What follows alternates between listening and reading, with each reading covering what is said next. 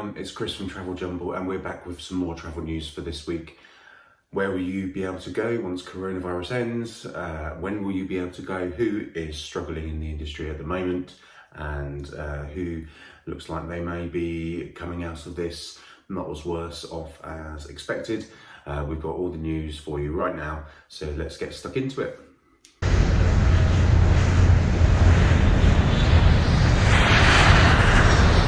First up, we have the airline news, and Air Malta have announced that they are going to be expanding their route selection back out across Europe throughout July. That includes here in the UK, Heathrow in July, and a little bit later in August, they will also be flying in and out of Manchester Airport as well. Australian airline Qantas have announced that they will be cancelling all international routes except for those to New Zealand. That comes as Australia's government have said they are going to keep their borders closed until early next year. A subsidiary of Qantas Jetstar, they will be increasing their flights across the rest of Australia, so their domestic flights at this time. So it's quite interesting to see how they're dealing with coronavirus over in Australia and taking it very seriously and ensuring that they are fully clear of the virus before anything happens and they start travelling further afield. So yeah, we'll keep you posted with that as well. Emirates continue to release more and more schedules, trying to get back to normal, and they have flights now going out, coming up soon to Sri Lanka, Vietnam, Belgium, and this follows on from them announcing that here in the UK, they're going to be flying out of Manchester and Heathrow again. So some good news there. The German branch of TUI, we know them well in the UK, they have announced a further 900 job cuts due to coronavirus, and they're going to be reducing their fleet of planes from 38 down to 17. It's a big chunk that they're doing that for, but clearly they've been affected. They've also suggested that in Germany, 5 of the smaller airlines that they have there are merged together to be able to come out of this stronger, and they would be based out of Hanover. So yeah, interesting developments there. TUI are a huge company, and it just shows the impact that this is still having.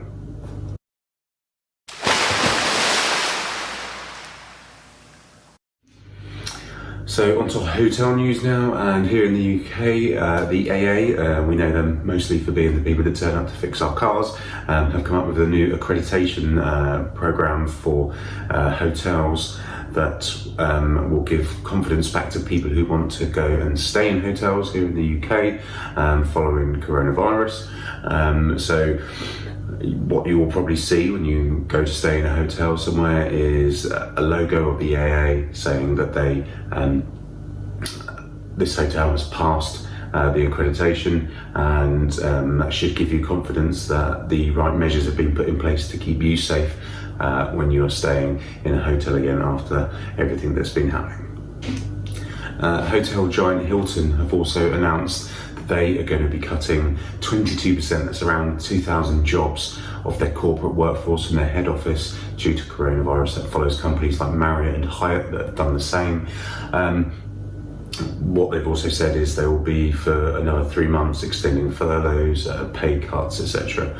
as well to combat this at the moment. So for a company again of that size that have been around for 100 years pretty much, they and taking drastic action to ensure that they are safe for the future. And it's tough on the people that are losing their jobs, but we need to keep the company safe at the same time. So but that's it for today's hotel news. Not a lot going on that I can report back on the hotel news, so we'll move on to some cruise news.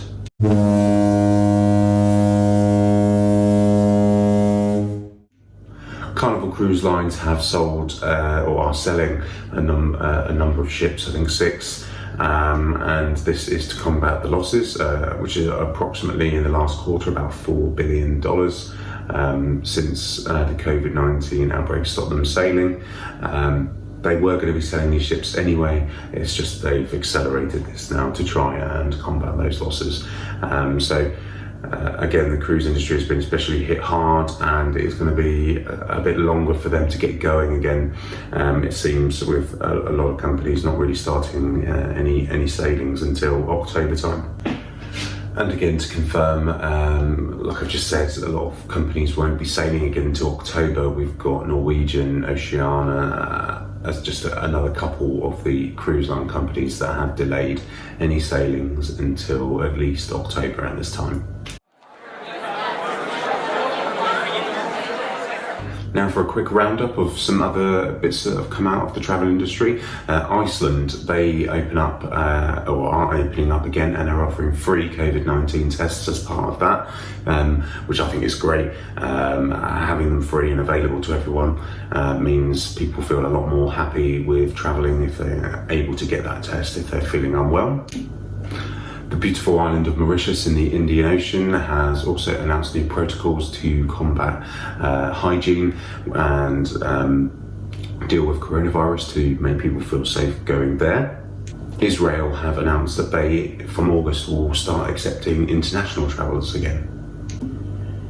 In the Caribbean, the Dominican Republic and Barbados have both said they expect to be open again in July and expect international visitors to be visiting those islands during that period. And Turkey have also started their summer season for tourism and have released a certification program to help people feel confident in travelling there too. And there's been lots of talk here in the UK as we await the next announcement from the government in regards to our lockdown rules, etc. We have recently dropped the threat level down to 3 out of 5, which is great news. So the 14-day quarantine is still in place. However, we know that some airlines have grouped together to take legal action against that, so it'll be interesting to see what happens. There are murmurs now that some air bridges between some of the countries that we travel to most, so France, Portugal, Spain, Italy, Greece, etc., they are potentially, and we may hear towards the end of this week coming up, I think maybe the 29th, if some air bridges are going to be put in place so we can start travelling and potentially people can have those summer holidays that a lot of people probably would definitely need. I know people won't feel confident, everyone won't feel confident in travelling again, but if you do, and they say that we can, it would be great for people to do so and bring confidence back that we can all start travelling, and once people start seeing other people coming back and there's no problem, great. That will just help the industry get back on its feet again.